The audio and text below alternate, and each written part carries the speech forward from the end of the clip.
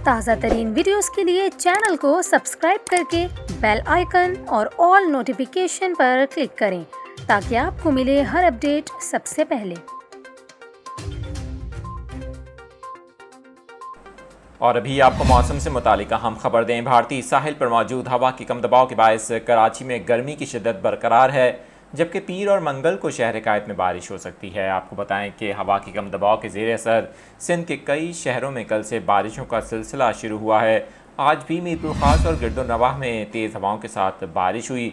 Central और मशरक़ी सिंध में भी बारिशों का नया सिलसिला जारी है, जिससे सैलाब मुतासिरीन को मुश्किलात का सामना करना पड़ रहा है। हवा के कम दबाव के बायस पीर की दोपहर कराची के चंद मुकामात पर बारिश हो सकती है।